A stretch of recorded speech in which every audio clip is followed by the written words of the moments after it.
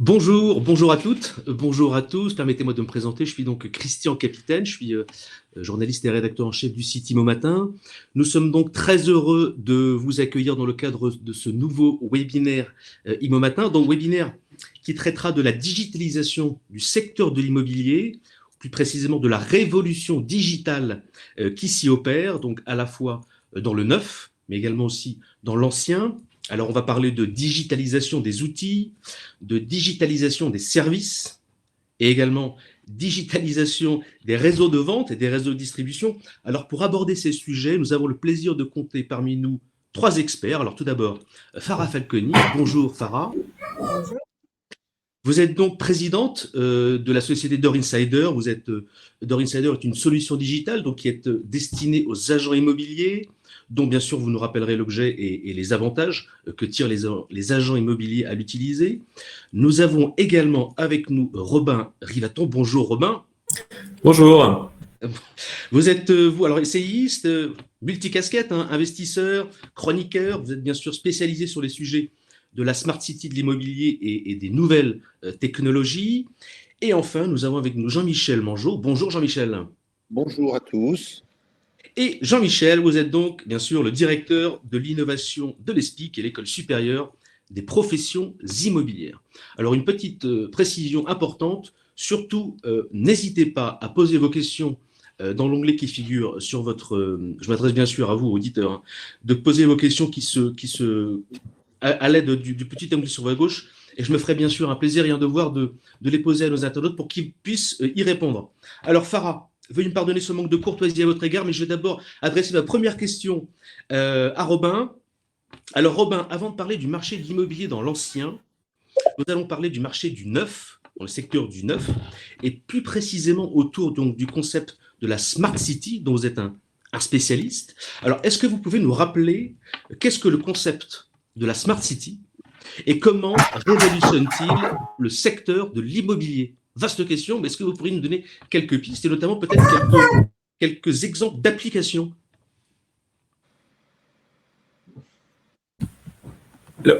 Allô. Oui, on vous entend. Voilà, petit problème de caméra, désolé. Donc, la Smart City, pour nous, ça recouvre plusieurs secteurs d'investissement qui sont l'énergie, la mobilité, la logistique et le bâtiment.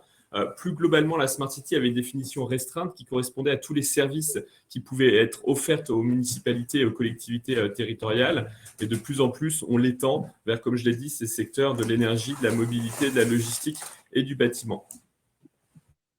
Et alors, en quoi la Smart City a-t-elle révolutionné ou révolutionne-t-elle encore le secteur de l'immobilier?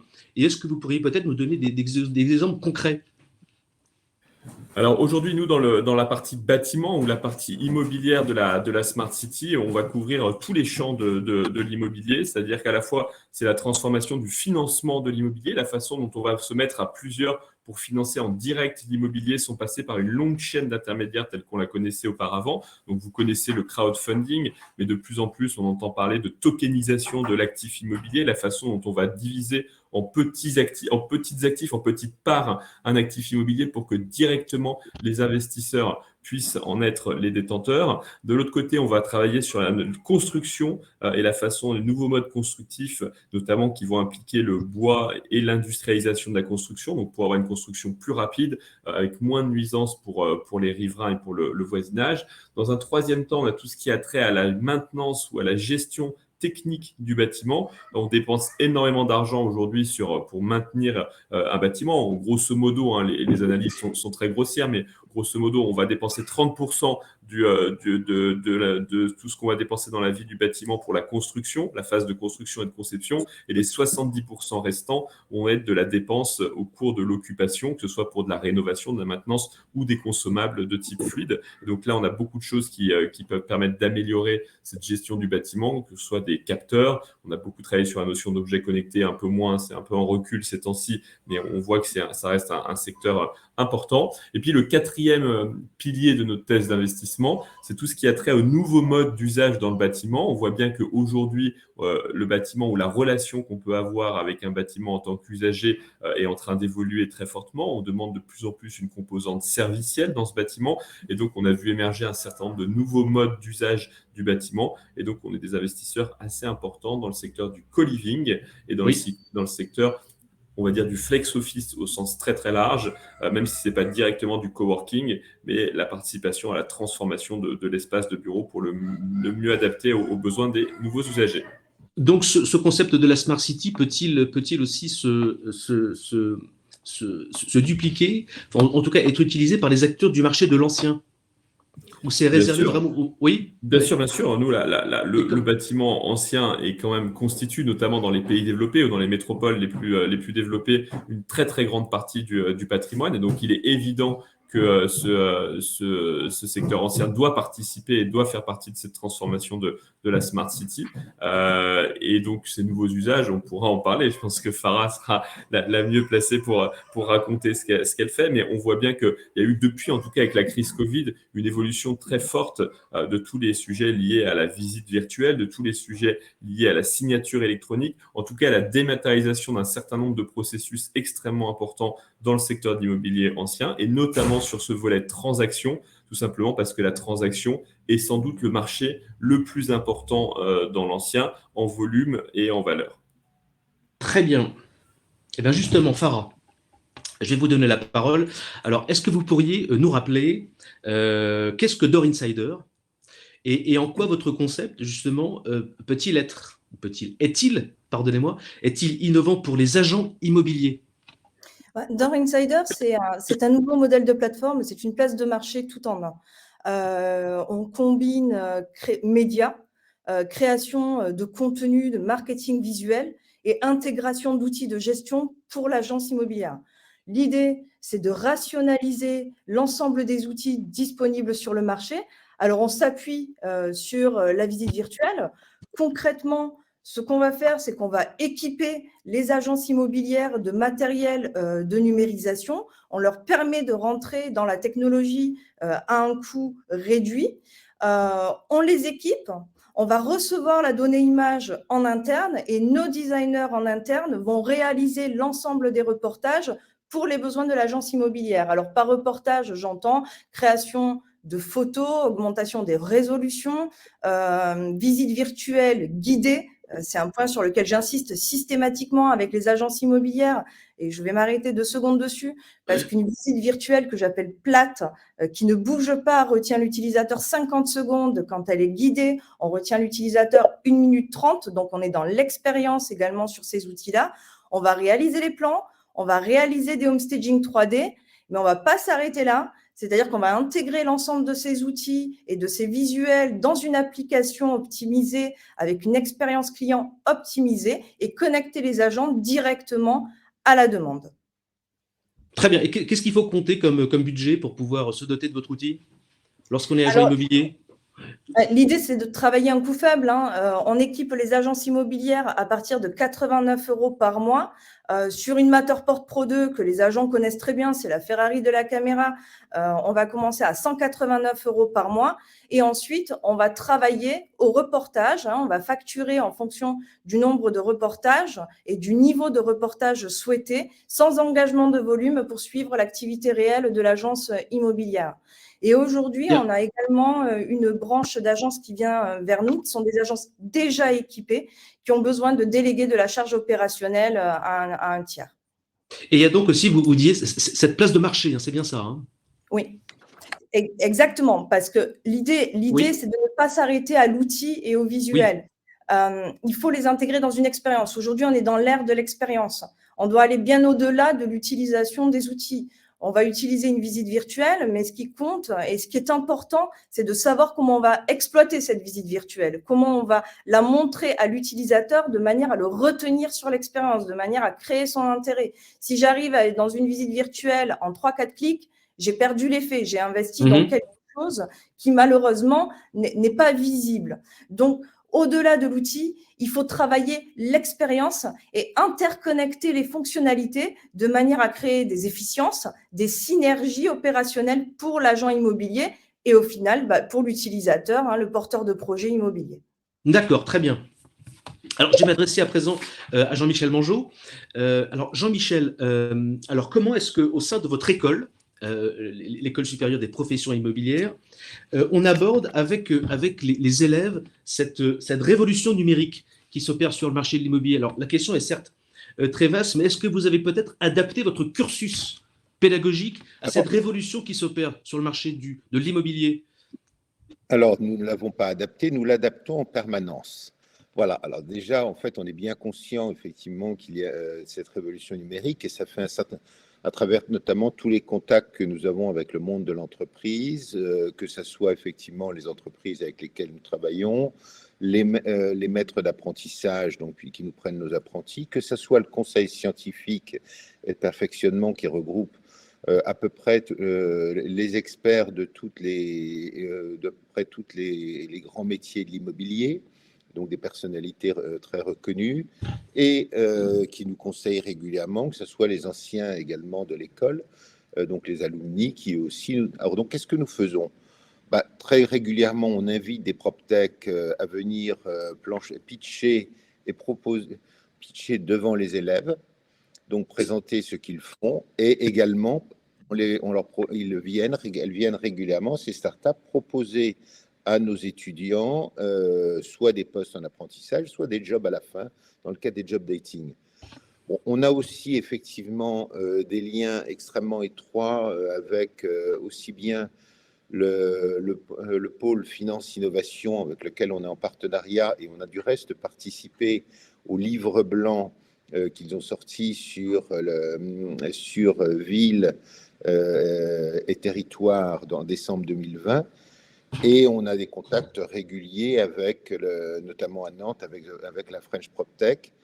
On a aussi, bien évidemment, des travaux de notre équipe de recherche. Je rappelle qu'on a la particularité, l'ESPI a la particularité avec SPI2R d'avoir la plus grande équipe de chercheurs en immobilier de France, puisqu'on a aujourd'hui plus de 30 chercheurs et avec un objectif clairement affiché de 50 chercheurs idéalement dès l'année prochaine. Quelle est la mission de ces chercheurs? Les chercheurs, c'est vraiment travailler sur les problématiques immobilières. Pour vous donner un exemple, on a sorti avec un certain nombre d'entreprises quelque chose sur la blockchain. Donc la blockchain en immobilier, comment la développer. Et y participaient aussi bien des entreprises traditionnelles, des entreprises, des PropTech ou des sociétés de logiciels, ou encore même d'ailleurs un notaire. Et puis on a également des professeurs visiteurs dans le cadre de nos échanges internationaux qui nous apportent aussi l'expérience et qui apportent à nos étudiants leur expérience, ce qui se passe en dehors de France. Et donc l'objectif, clairement, c'est d'accompagner les entreprises dans leur digitalisation et donc de former les gens pour accompagner effectivement cette transformation. Et d'ailleurs, ce n'est pas totalement hasard si au mois de septembre 2022, nous lançons le premier master entrepreneuriat et projet immobilier, donc clairement de France. Très bien. Alors, je regardais notre petit onglet questions. Alors, il y a plusieurs questions qui sont adressées. Alors, la première, elle est pour vous, Robin. Alors, co-living, co-working, pourquoi ne pas utiliser des termes français comme cohabitation, espace de travail partagé? Parce que si vous voulez répondre. Parce que nous investissons dans des sociétés qui ne sont pas que basées en France, donc elles utilisent un vocabulaire international. Et donc, aujourd'hui, elles sont, d'ailleurs, il faut aussi se rendre compte de ça. Sur ce segment-là, on a vécu un immobilier qui a longtemps été très national, ou en tout cas domestique, très centré sur certaines villes ou certains territoires. Aujourd'hui, quand on parle de secteurs ou de tendances aussi importantes que le co-living ou le coworking, ce sont des tendances qui aujourd'hui soufflent sur la planète entière. Et de plus en plus, on sera amené à voir des sociétés qui vont se déployer pas seulement sur les marchés domestiques, mais sur différentes villes traversant les frontières. Et donc aujourd'hui, dans cette compétition internationale, si on veut que nos entreprises françaises y réussissent et y brillent, elles doivent bien nécessairement adopter le vocabulaire qui est le vocabulaire utilisé par leur comparable international. Donc, c'est pas seulement du snobisme, c'est aussi vraiment un facteur d'ambition et de réussite de nos sociétés. Alors, Doors Insider, pardon, Doors Insider, hein, c'est bien ça. Hein. Door Insider. Door Insider, pardon. Mais Alors, ça, c'est en anglais aussi. voilà. Je suis désolée. Alors, il y a une question de Bonjour Jordan qui nous demande est-ce que Door Insider est intégré aux outils métiers? Donc, au CRM. Ça doit être ça, effectivement, le CRM. Voilà, oui, exactement. C'est un sujet technique qu'on a en ce moment. Il se trouve qu'on livre les visuels. Donc, aujourd'hui, la capacité technique des CRM à accueillir les données photos et les liens est un peu limitée. Mais effectivement, c'est quelque chose qu'on est en train d'explorer pour simplifier et éviter les doubles saisies. D'accord. Vous avez une échéance à nous donner, peut-être? On compte y arriver d'ici fin d'année. D'accord, très bien. Et alors, encore une... Si vous me permettez, c'est pas vraiment un problème. Hein. Je sais très bien que les agents immobiliers ne supportent pas la double saisie. Ce sont des cases à cocher. J'ai mesuré le temps passé sur un formulaire d'annonce. C'est moins de 50 secondes. D'accord, très bien. Et alors, une autre question pour vous, Farah. C'est Nicolas Charpentier qui vous la pose. Madame Falconi n'a pas complètement répondu au coût. Elle a parlé de l'équipement, mais pas de la plage de prix des reportages. Effectivement, sur la plage des reportages, on va de 49 € à 199 €. 49 € pour un reportage simple, photo, visite virtuelle, teaser MP4, lien de la visite virtuelle enrichi, sans limite de temps. C'est-à-dire que la visite virtuelle reste active tant que l'annonce est publiée sur Door Insider. Et ensuite, on sera à 199 €. Je vous donne le coût le max. Je ne vais pas tous les détailler parce qu'on a 4 niveaux de reportage. À 199 €, vous aurez les photos, la visite virtuelle, le plan de masse, le teaser MP4 et également du home staging 3D jusqu'à une surface de 150 mètres carrés. D'accord, très bien, c'est très précis. Alors, je vais vous poser une question à vous trois. Libre à vous d'y répondre à votre tour. Alors, est-ce que d'un point de vue global, selon vous, alors là, on va parler du marché de l'ancien, des agences immobilières, est-ce que selon vous, d'un point de vue global, ces acteurs, donc les agences immobilières, est-ce qu'elles ont entamé leur mue vers le digital? Et si oui, dans quel domaine et surtout, dans quelle proportion? Alors, qui veut répondre à cette question d'abord? Peut-être que Jean-Michel, vous en prie. Donc, je pense que de toute façon, elle avait déjà commencé avant 2020 et la crise du Covid a définitivement réglé le problème. Là, de toute façon, qu'est-ce qui s'est passé? Mécaniquement, il y a eu un basculement qui aujourd'hui est totalement irréversible et définitif en faveur du numérique. Donc, alors, ça veut dire qu'aujourd'hui, apparemment, une statistique que j'ai trouvée, c'est que 98% des agences ont aujourd'hui un site Internet. Alors bon, ça ne veut pas nécessairement dire que le site est toujours au top, il reste encore à le faire vivre, mais on voit bien qu'effectivement, il faut assurer de la visibilité sur Internet, mais aujourd'hui, la réalité, c'est que le digital est fait. On a Farah a parlé effectivement de tout ce que fait Insider, mais regardons qu'est-ce qui se passe, c'est une question de survie, de toute façon. 90% des clients commencent par le net. Donc, intervenir être sur le net et utiliser les outils numériques, c'est simplement une question de survie pour les entreprises. C'est aussi, clairement aussi, il ne faut pas se cacher, une occasion de moderniser les process et de faire de la productivité et d'être plus efficace. Alors, qu'est-ce qu'on a fait? Par exemple, on a la dématérialisation de toutes les pièces, les signatures en ligne, qui fonctionnent aujourd'hui très bien. Tout ça a été complètement adopté.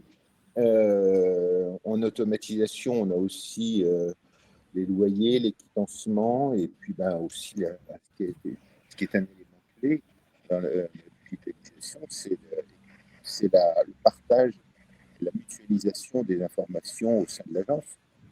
Voilà, donc je pense qu'aujourd'hui, il y a des progrès à faire, mais le basculement numérique, il a eu lieu.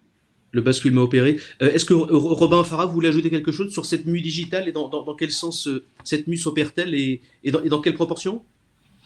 Si vous me le permettez, oui, je vais rajouter un point. Est-ce que les agences ont entamé leur mue sur le digital? On va dire que les agences aujourd'hui sont présentes sur le web, mais cela depuis plus de 10 ans. Oui. La mue, il faut. Alors, moi, je vais vous donner ma vision, mais la mue sur le digital suppose une adoption et une réplication systématique de l'outil pour l'intégrer systématiquement dans les process. Je m'entends.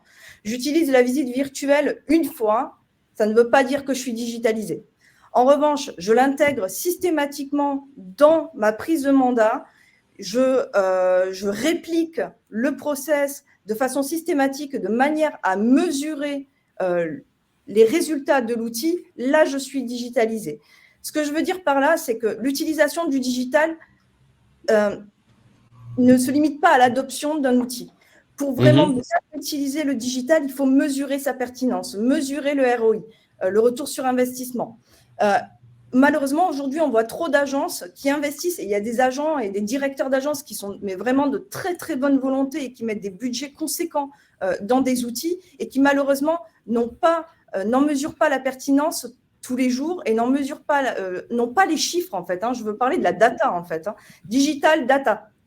On utilise le digital. En face, on doit avoir des outils de mesure permanents qui permettent de piloter la stratégie de l'agence. Et là, on pourra parler de digitalisation des process de l'agence. En revanche, utiliser simplement un outil, une visite virtuelle pour prendre un mandat exclusif, et c'est très bien, mettre un peu de home staging 3D, c'est pas de la digitalisation. D'accord, très bien. Robin? Bon, je suis entièrement d'accord avec ce qui a été dit. Je pense que aujourd'hui, le digital est quelque chose qui est indispensable pour évoluer dans le secteur de l'immobilier, tant du point de vue des organisations que du point de vue des individus ou des professionnels qui veulent y travailler. Et après, pour définir ce qu'est le digital, parce que ça veut tout et rien dire, pour moi, c'est vraiment effectivement structurer l'ensemble de ces processus autour de la donnée. Alors, pas accumuler de la donnée pour que de la donnée, ça n'a aucun sens et ça n'est d'aucune utilité. Et malheureusement, c'est un des problèmes de beaucoup d'organisations actuellement, c'est qu'on accumule de la donnée et qu'on l'utilise très peu, et ça a se donner un coût de capture, un coût de stockage, un coût de mise à jour d'entretien. Donc, il faut bien vérifier qu'on capture et qu'on entretient la bonne donnée. Mais cette donnée doit ensuite être insérée dans les processus métiers pour permettre aux individus, aux personnes qu'il y a derrière, d'être plus efficaces dans l'organisation de leurs tâches au quotidien.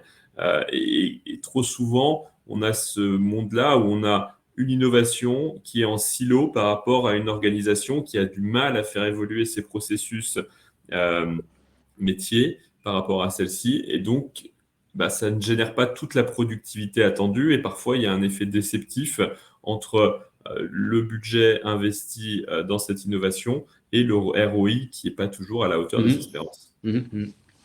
Alors justement, vous avez évoqué tous les deux avec Farah cet outil de la visite virtuelle. Alors, quel usage peut-on définir justement pour cette visite virtuelle? Elle sert à quoi? Et est-ce qu'on peut uniquement s'en contenter pour acheter un bien immobilier selon vous? J'y vais? Comme vous voulez. Oui. Comme vous voulez. Alors, la visite virtuelle, c'est pas une fin en soi. Ce qui est important, c'est déjà de commencer par de belles photos.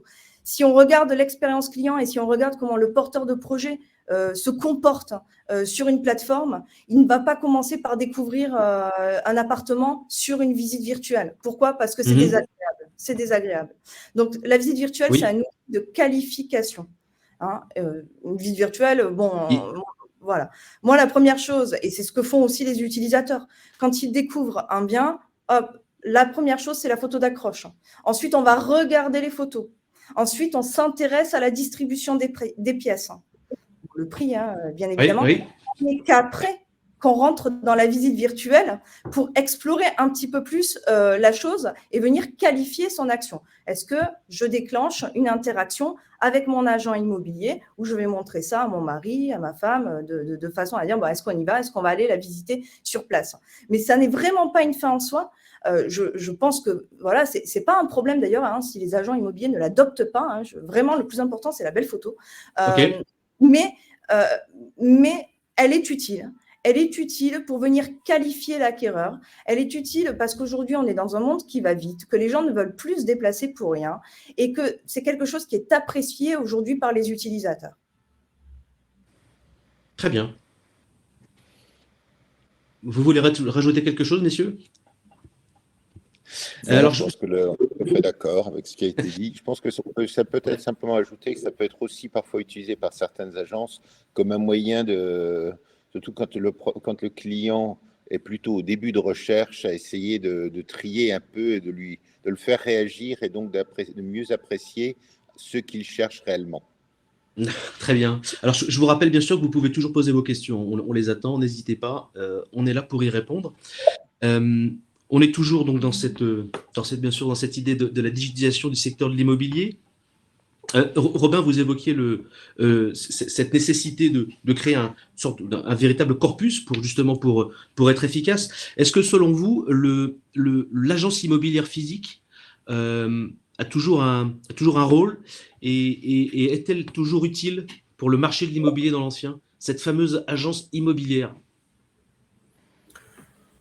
Oui, mais là aussi, moi, je pense qu'il faut éviter de tomber dans une dichotomie entre ce qui est une agence immobilière ancienne et ce qui serait une agence immobilière moderne.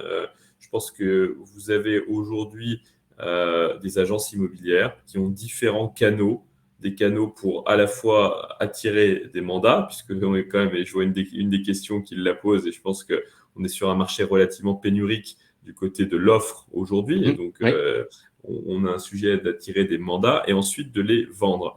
Et donc ces canaux pour à la fois toucher d'un côté l'offre et de l'autre côté la demande, ils sont multiples. Ça peut être des canaux physiques et c'est ce que on va dire c'était principalement le canal d'acquisition historique des agences, des agents immobiliers, des agences d'ordinaire. Et puis évidemment, ça s'est complémenté par des canaux digitaux, que ce soit Internet, que ce soit les réseaux sociaux, que ce soit d'autres outils. Et donc, pour moi, une agence doit pouvoir capitaliser en fonction aussi des personnes qui la composent, de type de produit qu'elle offre, de la zone de chalandise sur laquelle elle opère, doit pouvoir composer un peu à travers ce bouquet de canaux d'acquisition et de l'offre et de la demande. Mais vouloir en exclure d'office un en disant il n'est pas bon, il n'est pas efficace, c'est quelque chose d'assez périlleux. Je pense que il faut vraiment être capable de tous les tester. En tout cas, c'est comme ça qu'on fonctionne aujourd'hui, nous, sur d'autres types de sociétés, qui sont des sociétés qui vont pas faire de la transaction immobilière, mais qui vont vendre d'autres types de biens. L'idée, c'est vraiment de tester et surtout de ne pas arrêter une décision finale, tout simplement parce que l'offre et la demande sont des concepts assez évolutifs, assez malléables, et c'est pas parce qu'à un moment vous rencontrez beaucoup de succès via tel canal que ça veut dire que ce sera toujours le cas dans le futur. Et donc, il faut être capable de conserver une certaine forme d'agilité. Et on le voit aujourd'hui, il y avait des gens qui ont commencé en étant 100% digital et qui finalement sont venus vers la distribution physique. Je pense par exemple aux gens qui livrent des marques de ce qu'on appelle D2C, donc Direct to Consumer, qui font du matelas. Et ben, finalement, elles se sont rendues compte que tout passer en ligne, c'était bien. Évidemment, c'était un canal d'acquisition important, mais que ça valait le coup d'ouvrir des lieux physiques. Et donc, ils ont ouvert des lieux physiques. Et je pense beaucoup, et je crois beaucoup à cette hybridation des différents canaux. Et donc, moi, si je devais donner un modeste conseil, je suis pas directement dans la profession, mais un modeste conseil aux personnes qui se posent ces questions, on doit vraiment cultiver cette diversité des canaux d'acquisition. Et quand je dis cultiver, c'est aussi cultiver les nouveaux. Peut-être que demain, il y aura des gens qu'on pourra atteindre dans le métaverse. On a vu que beaucoup de gens avaient essayé de toucher des gens via Instagram pour la vente de maison. Je n'ai pas de retour précis sur le ROI, le retour sur investissement de ces différents canaux. Mais en tout cas, je pense qu'il faut garder une forme d'agilité et après savoir aussi l'adapter à son marché, puisque on est encore sur des agences qui œuvrent sur des marchés locaux avec des zones de chalandise locales et chaque marché a ses différences. Donc, cultiver ces différents canaux d'acquisition, vous êtes d'accord avec cela, Farah et Jean-Michel? Oui, cultiver. Alors bon, c'est la particularité du milieu de l'agence immobilière. C'est d'être sur une approche multicanal, et avec de multiples canaux, multiples portails de diffusion, multiples façons de travailler, multiples besoins d'outils, multiples besoins, voilà. Et c'est tout le problème dans le métier. Mais pour revenir à ce que disait Robin, je suis tout à fait d'accord. Il faut arrêter de diviser les agences immobilières, de diviser les modèles. Quel modèle est le meilleur qu'un autre? Il n'y a pas d'un côté les traditionnels ringards et puis ceux qui travaillent de la maison connectés à un ordinateur et qui seraient peut-être un peu plus in. Oui, oui. Alors, je le dis d'autant plus que 90% de mes clients ont pignon sur rue. Et ils sont extrêmement digitalisés par ailleurs. L'agence qui a pignon sur rue, c'est pas simplement. Alors, c'est une vitrine, ça peut être une vitrine, mais c'est aussi un outil de management pour le directeur d'agence, une façon de rassembler les équipes. Alors, c'est aussi un facteur de réassurance, peut-être, parfois, pour les clients. Je me souviens d'un sondage IFOP qui est sorti il y a quelques années qui disait que voilà, c'est pas un élément déterminant. Voilà, pour 70% des porteurs de projets, le fait d'avoir une agence physique n'est pas un élément déterminant. Et pour cause, ce qui est déterminant, c'est d'avoir un agent immobilier compétent. Voilà, on reste dans l'humain. Et quand on rencontre des agents immobiliers, ce qui va faire qu'on en choisit un au détriment d'un autre, c'est une question de feeling et de confiance. Et donc là, on n'est plus du tout dans la typologie de l'agence immobilière. Est-ce que je parle d'un mandataire? Est-ce que je parle d'un agent immobilier sur le terrain? Les bureaux sont au bout de la rue. Et d'ailleurs, parfois, quand les bureaux sont au bout de la rue, votre client, il vous appelle du bout de la rue. Il se déplace pas en agence, vous voyez. Donc, c'est vraiment une question d'humain au-delà d'une typologie d'agence et je dirais même, puisqu'on en avait parlé, mais de réseau de mandataires. Peu importe, on a un professionnel en face, on a envie de lui accorder notre confiance, de lui mettre les clés de notre maison dans la main. C'est vraiment lié aux qualités humaines et à la qualité de service, certainement. Jean-Michel, je crois que vous vouliez rajouter quelque chose. Oui, de toute façon, tout à fait d'accord avec ce qui a été dit aussi bien par Robin que par Farah. Je veux dire que là, il n'y a pas un modèle, il n'y a même pas une bataille de modèles. C'est pas un modèle contre l'autre. On ne fait pas avec l'un qui va gagner sur l'autre. C'est pas du tout ça. En réalité, ce qui va se passer, c'est qu'on va mélanger et on va être multicanal, comme ça a été dit. Et il n'y a pas d'autre choix. Par ailleurs, il y a un point important, c'est qu'il faut quand même se souvenir qu'au moins s'il s'agit d'acheter son logement, c'est généralement la plus grosse acquisition et sans doute l'un des projets les plus marquants que fait chacun d'entre nous dans son existence. Donc, il y a un moment où, de toute façon, le contact humain, comme l'a dit Farah, il est clé. C'est d'ailleurs tout ce qui fait la valeur, ce qui fait toute la valeur, effectivement, d'un agent, quel que soit son statut, qu'il soit salarié, qu'il soit agent co, qu'il soit mandataire, peu importe. Oui. C'est pas tellement une question de statut. Ce qui est important, c'est effectivement le contact avec le client, parce que le client va faire quand même quelque chose qui l'engage pendant des années, et son plus gros investissement, donc il y a en plus énormément d'affects. Et donc, par définition, il y a un moment où le contact humain, il est clé, et c'est comme ça que ça marche, pas autrement. Autant on peut facilement, autant il est assez aisé, en gros, quand on va faire pour de la location, de se dire qu'on peut le faire, on peut totalement qu'on pourrait presque se passer de l'humain, et encore.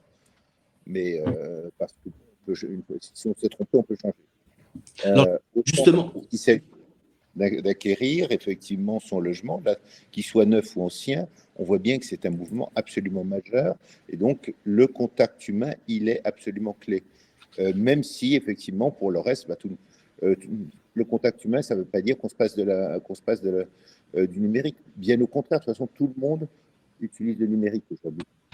Alors justement, Farah disait le numérique. Farah disait justement ce qu'il faut, c'est un bon agent immobilier. C'est Oui. la chose essentielle. Alors, c'est quoi un bon agent immobilier? Vous me posez la question, vous la posez à Jean-Michel ou vous me la posez? Libre à vous de répondre. Moi, je Si chacun peut je répondre. risque Farah et je vous laisse répondre, continuer.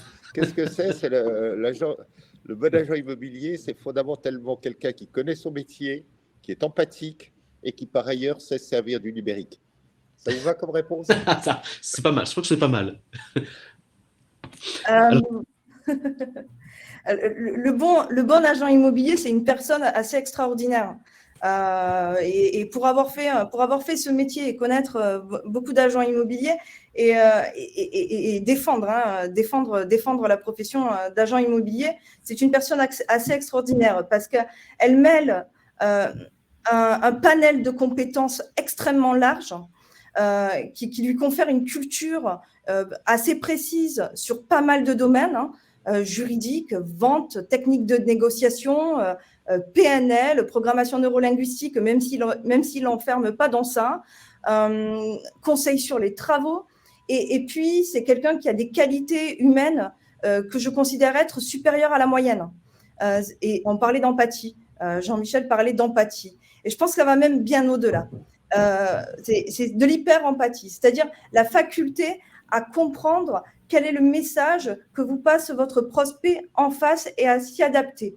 Et cette capacité à se mettre à côté d'un porteur de projet et de l'accompagner dans son projet, de le rassurer, parce que les porteurs de projet, il y avait une étude américaine qui disait que plus de 80% des porteurs de projet éprouvaient un sentiment d'anxiété.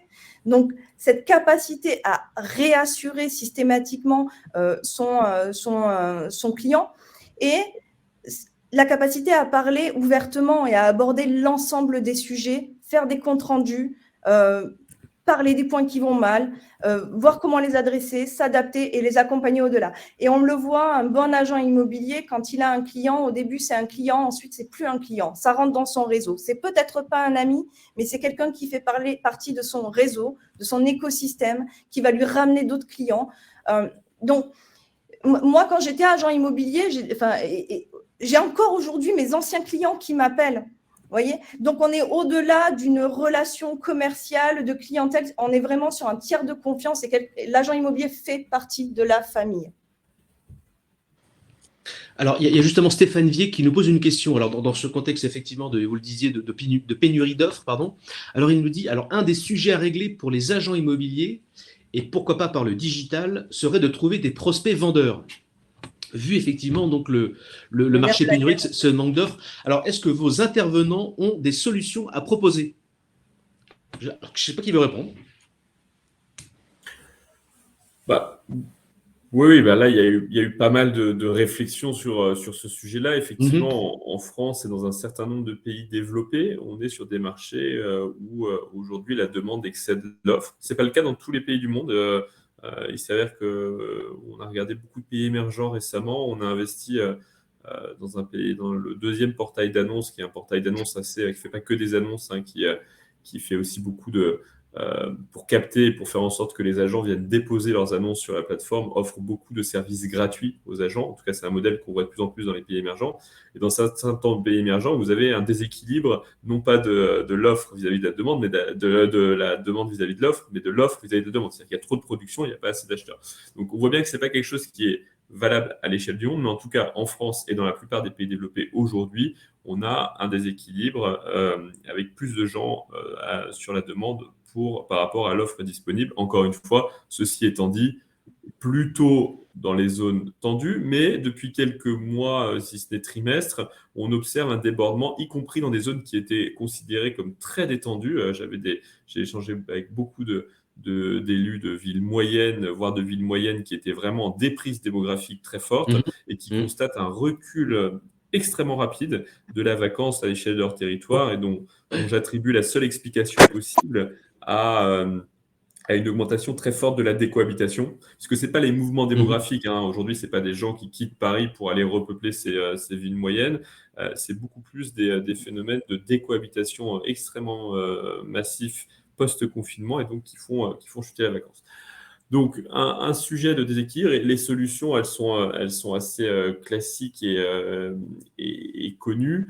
La première, c'est comment on peut mobiliser des gens qui ne sont pas des professionnels, qui sont extérieurs au secteur de l'immobilier ou des transactions, pour qu'ils puissent faire remonter très tôt les leads vendeurs.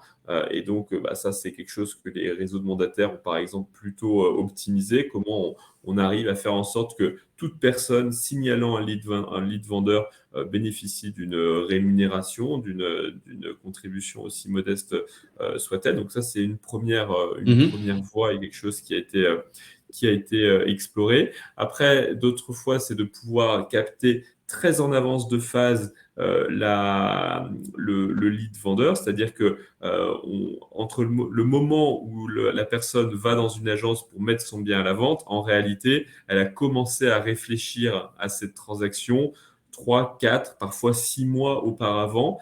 Et donc, l'idée, c'est de voir comment on peut repérer ces premières ces pré-pensées qui font que la personne se met à penser à la mise en vente de son bien sans le réaliser encore tout de suite. Ouais.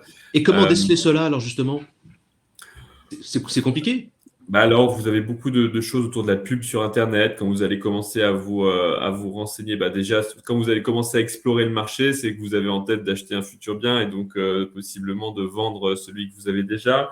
Vous allez avoir il y a pas mal de petits indices qui sont des indices extrêmement ténus et pour l'instant, pour être totalement honnête, je n'ai pas vu de modèle qui a réussi à prouver ou en tout cas à capturer ces décisions-là très en avance. Mais en tout cas, c'est une des hypothèses qui est envisagée. Et voilà, il n'y a pas 50 000 solutions. Les agences immobilières ont cette force d'occuper le terrain, on l'a dit tout à l'heure, de connaître très bien leur zone de chalandise, d'avoir une présence offline, que ce soit par le tractage, que ce soit par les boîtes aux lettres, que ce soit par même certaines le porte-à-porte, qui fait qu'elles sont quand même plutôt bien au courant des décisions de vente à l'intérieur de leur périmètre et de leur zone de chalandise.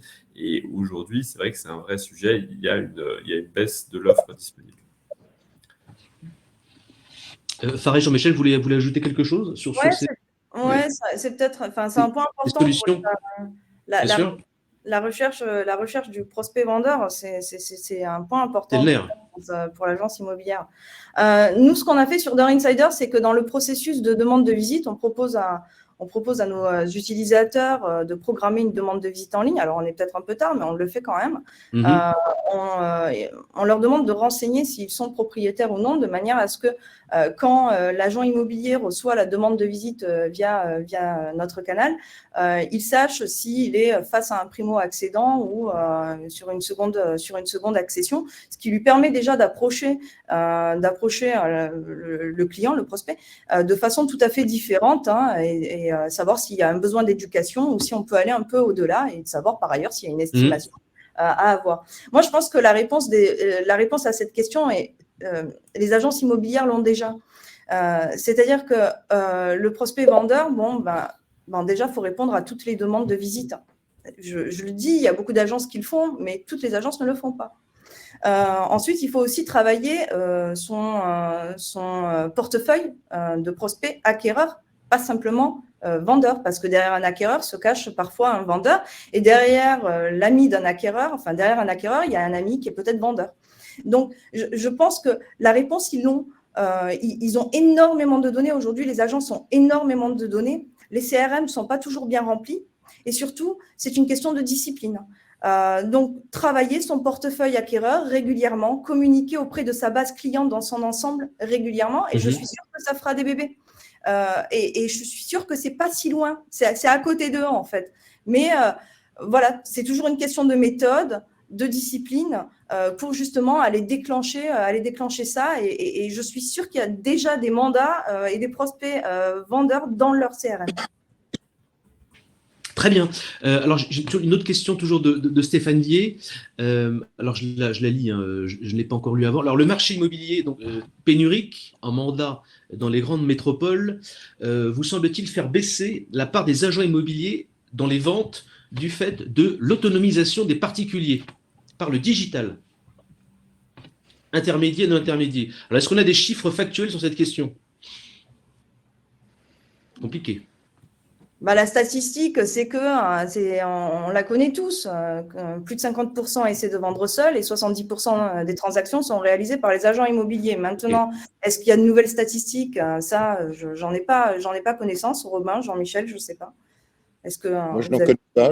C'est bien ce que le souvenir que j'avais. Ouais. C'est 50-70, ils disent long sur la réalité, c'est-à-dire que on le sait tous, les agents n'ont pas toujours une très bonne réputation, pour être poli, et pour autant, effectivement, à la fin, les gens se rendent compte qu'ils ne peuvent pas s'en passer.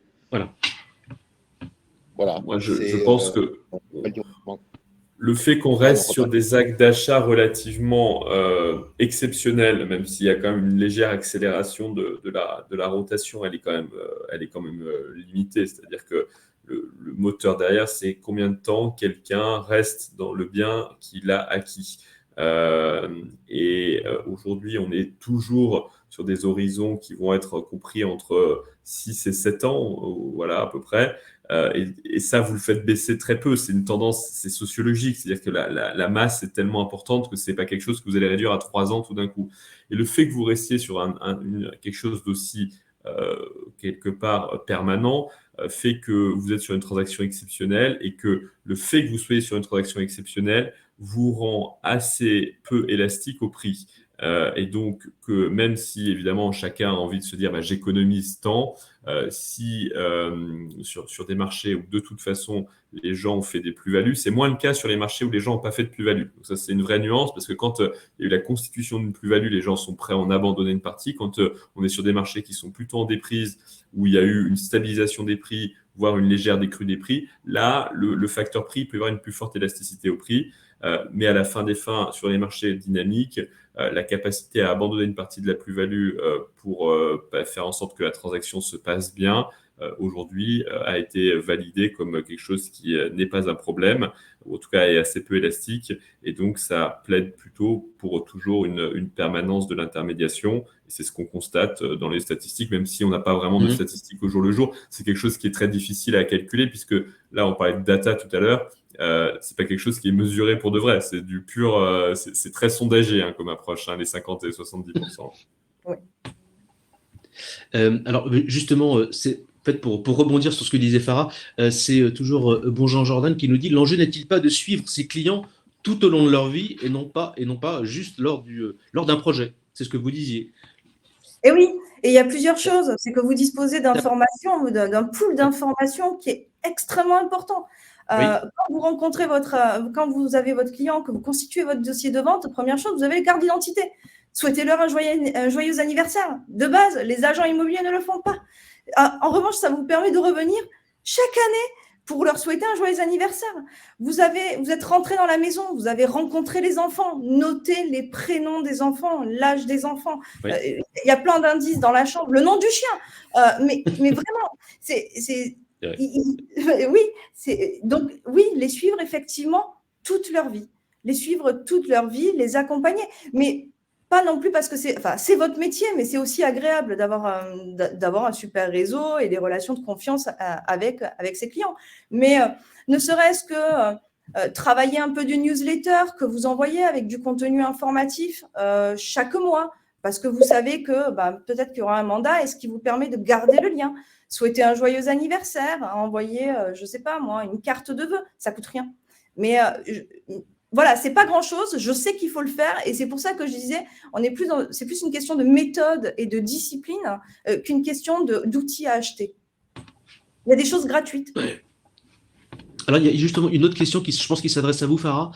C'est Nadine qui nous la pose. Est-ce qu'on doit laisser des visites virtuelles accessibles dans leur entièreté ou doit-on, là où les bloquer, pour générer un contact avec les clients? Ah, je sais, c'est un débat. C'est un débat. Ouais. Alors, moi, j'ai tendance Qu'est-ce que vous répondriez? Voilà, alors, j'ai une règle, mais et puis il y a une petite dérogation. Mais la règle, c'est un peu la vision Google. Donc, voilà. Pour moi, le pouvoir, c'est le partage de l'information. Ce n'est pas la rétention d'informations. Et c'est important d'aller partager cette information-là. Après, je sais qu'il y a des agents immobiliers qui vont trouver que voilà, on met trop d'informations et que peut-être c'est déceptif. Non, c'est pas déceptif. Un point, ça dépend de la typologie du bien. Et donc là, on va rentrer dans le métier. Ça dépend de la typologie du bien. Il y a des biens, voilà, pour lesquels la visite virtuelle n'est pas forcément nécessaire et peut-être qu'il vaut mieux la partager dans un second temps pour certaines qualités et défauts du bien. Voilà. Ça, en général, chaque agent immobilier a déjà eu ce type de mandat où il vaut mieux mettre pas beaucoup de photos et pas beaucoup d'informations pour déclencher quelque chose parce que sinon, on n'arrivera pas à le vendre. Voilà.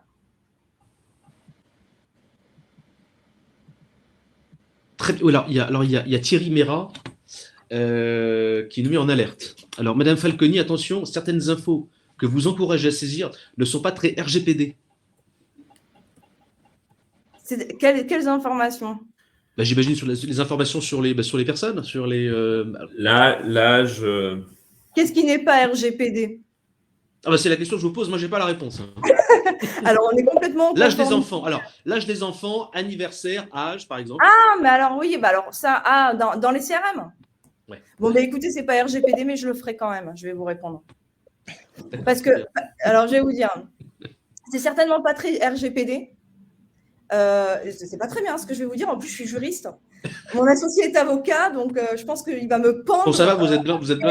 Au webinaire, il va me pendre.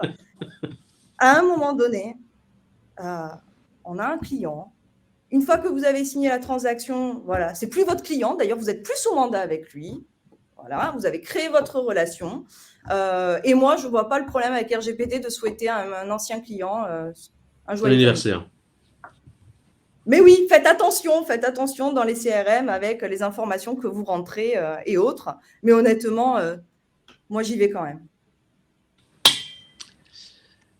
Il me semble avoir oublié une question. Ah non, il y en a une autre. Voilà. Alors, OK avec Farah, donc c'est toujours Stéphane qui me dit ça. Quand j'étais DG d'Orpi, le CRM était mal rempli, en particulier sur les détections. Mais attention, RGPD et durée de conservation des datas. Ouais. Oui, OK. Oui. Vous voulez jeter quelque chose, Jean-Michel? Non, c'est effectivement le. Ouais. Après, tout le débat du la RGPD est bien identifié, bien connu. Oui. Voilà. Ouais. C'est une question de durée de conservation, c'est une question de nature de l'information collectée, avec quand même des risques qui sont relativement sérieux quand même. Mais bon, voilà, j'ai entendu ce qu'a dit Farah et comme elle dit, voilà, je la laisse se débrouiller avec son. Non, mais les CRM sont eux-mêmes en conformité avec RGPD. Hein. Ils sont eux-mêmes en conformité avec RGPD. Donc, pas de problème pour les informations que vous mettez dans vos CRM. Maintenant, voilà, il y a des règles. Les règles sont là effectivement pour être respectées. Si demain, et je le dis très honnêtement, je prends une amende parce que j'ai conservé la date d'anniversaire de mon ancien client il y a 5 ans, tant pis. Voilà, tant pis. Alors oui, je prends la responsabilité de mes propos. Si on me met en prison pour ça, écoutez, c'est bien dommage. Hein. Je pense qu'il y a beaucoup de gens qui mériteraient d'aller en prison avant moi. Mais voilà, je prends la responsabilité du propos. D'accord, très bien. Et justement, Tristan nous dit, au-delà du RGPD, on a juste notre bonne vieille mémoire et ça fait l'affaire. Voilà. C'est vrai. Très bien. Alors, oui. Non, je pensais que vous vouliez réagir. Alors, il reste 5 minutes, donc n'hésitez pas encore à poser vos questions. Alors, peut-être une question à vous trois. Messieurs, dames, où est-ce qu'elle est ma petite question que je voulais vous poser? Là, voilà, pardonnez-moi. L'impact du développement, justement, des réseaux de mandataires sur les réseaux traditionnels, donc les réseaux de mandataires sont donc hyper digitales. Aujourd'hui, c'est à peu près 20% ou 22% des parts de marché. Est-ce que ces parts de marché vont gonfler selon vous? Est-ce qu'on peut parler de menaces pour les réseaux traditionnels, tout simplement?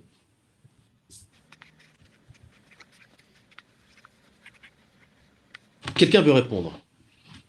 Oui, je vais répondre. Je vais vous donner ma vision parce que finalement, elle va faire écho à ce qu'on disait déjà plus tôt. Il n'y a pas de raison d'opposer réseau de mandataires à agence traditionnelle. Maintenant, Sur les réseaux de mandataires qu'on considère hyper digitalisés, moi, je ne les trouve pas plus digitalisés que des agences traditionnelles. Si on considère que les réseaux de mandataires sont hyper digitalisés parce qu'ils n'ont pas de bureau, le digital ne se décide pas sur est-ce que j'ai des bureaux ou pas de bureaux. Donc, dans le fond, moi, je reviendrai à ce qu'on disait. C'est-à-dire que avoir pignon sur rue, c'est certainement un avantage. Est-ce que c'est un élément essentiel et déterminant? Peut-être pas. Maintenant, c'est une stratégie d'entreprise et ça, on peut pas le discuter et c'est bien d'avoir une diversité d'acteurs. Est-ce que les réseaux de mandataires vont devenir majoritaires? Ils ont toute leur place dans le paysage immobilier. Est-ce qu'ils deviendront majoritaires? Il faudra le calculer sur le pourcentage de transactions réalisées par ces réseaux et compte tenu du nombre de mandataires dans ces réseaux-là. Voilà. Oui, peut-être tout à fait d'accord avec ce que vient de dire Farah. Je te dis que alors après, oui, on a vu effectivement et on a suffisamment parlé pour montrer que le numérique a facilité effectivement le développement du réseau mandataire. Ça ne veut pas dire pour autant qu'effectivement un mandataire est plus digitalisé qu'une agence. C'est après une question de choix. Je rappelle aussi que de toute façon, dans un certain nombre d'agences coexistent depuis assez longtemps d'un côté des salariés proprement dit et de l'autre des agents co. Donc on voit bien que la nuance est quand même, il n'y a pas une frontière. Il n'y a pas une frontière aussi nette qu'on veut bien le dire. Après, à la fin, de toute façon, qu'est-ce que c'est aussi? C'est une question d'humain. Et parce que, comme on l'a déjà dit, voilà, le côté humain est l'élément clé de la relation. Donc, voilà. Seul petit warning, c'est quand même effectivement en matière de formation. Je sais que les réseaux de mandataires font souvent beaucoup de choses. Mais il faut quand même se souvenir, et on l'a dit et redit, et en tant qu'ESPIF, vraiment, je le réaffirme, je veux dire que n'oublions jamais que l'immobilier, c'est un métier qui est quand même extrêmement professionnel, extrêmement technique et extrêmement encadré. C'est un métier compliqué et dans lequel on ne s'improvise pas, et donc c'est un peu le risque que l'on peut parfois trouver. Même si effectivement c'est sans doute pas le cas dans les réseaux de mandataires, mais en tout cas parfois on peut voir arriver des gens complètement non pros et ça c'est quelque chose de dramatique parce que ça nuit à l'image globale de la profession. Est-ce que Robin veut rajouter quelque chose? Non, écoutez, je partage. Je pense qu'aujourd'hui, ils font partie du paysage et je pense que ça, personne ne pourra dire le contraire. Ils sont une modalité d'organisation plus qu'une modalité technologique, d'innovation de mon point de vue. Il faut bien voir que derrière, le marché a aussi considérablement grossi en taille dans la même période. Depuis qu'ils sont actifs, les prix ont très largement augmenté. Le volume des transactions est remonté à des niveaux qu'on n'avait pas vus. On était quand même, je redonne ça, mais on a passé la décennie 2010 à 700 000 transactions en moyenne. Là, on est durablement installé au-dessus du 1,1 million. Donc, volume plus fois valeur égale un marché qui a très, très largement grossi. Donc, même en retraitant la part des mandataires, la part restante aux agents traditionnels, la commission moyenne a légèrement baissé aussi dans l'intervalle, mais la commission restante, le pool de commissions à se partager est quand même très conséquent. Alors, il y a aussi cette question de la formation. C'est parce que c'est Dominique qui nous dit ça. Est-ce que pour les réseaux mandataires, la plupart ne sont pas pros, pas formés? Alors, est-ce que c'est vrai selon vous? Qu'est-ce que vous en pensez? Est-ce qu'ils sont de mieux en mieux formés ou leur niveau de formation reste identique? Je pense que là-dessus, la plupart des réseaux de mandataires ont véritablement fait un effort de formation. Il y a des kits de formation qui sont faits, qui, pour autant qu'on puisse le savoir, sont tout à fait sérieux. Voilà, donc je pense que ma remarque sur la formation était plutôt un caveat général. C'est méfions-nous, effectivement, nous sommes sur un métier très compliqué, très technique, très juridique, très professionnel, très financier, très tout. Enfin, en gros, très pro. Et il vaut mieux n'avoir effectivement en termes d'image sur ce marché que des gens qui ont véritablement la formation. Et une bonne formation, après, les réseaux dans l'ensemble, pour autant qu'on puisse le savoir, la donnent. Enfin, et c'est vrai que tous les développements de e-learning ont largement contribué effectivement à améliorer les choses. Autre effet de la digitalisation et du numérique dont on parlait. Je pense que c'est la dernière question que nous allons prendre. Elle est adressée à vous, Farah. Je l'ai perdue. Pardonnez-moi, ça y est. Donc c'est Dominique Bisson qui vous la pose. Vos visites virtuelles sont-elles sur votre site ou sur celui de l'agence immobilière? Alors, les visites virtuelles sont sur le site de Rinsider. Cependant, les agents immobiliers ont accès à une librairie dans laquelle ils peuvent télécharger l'ensemble des supports visuels qu'on leur met à disposition. Donc, ils peuvent les réutiliser ailleurs. Très bien, je regardais si nous avions une autre question. Eh bien, écoutez, il est 9h30. Merci. Merci à vous trois, très chaleureusement, au nom de toutes les équipes d'Imo Matin, d'avoir pris du temps pour nous. On est vraiment ravis de vous avoir eu. Merci à vous, chers auditeurs et chères auditrices. Alors, Guillaume qui nous dit, les agents peuvent-ils aussi utiliser un lien pour mettre la visite sur d'autres sites? Et tout à fait. Ah, voilà, ok. Voilà, eh bien, écoutez, la réponse est très claire. Merci à tous. Merci mille fois. Et puis, très bonne journée et à très bientôt. Merci, au revoir. Merci à vous. Je vous Au souhaite une revoir. Bonne journée à tous. bonne journée à tous. Bonne journée à tous.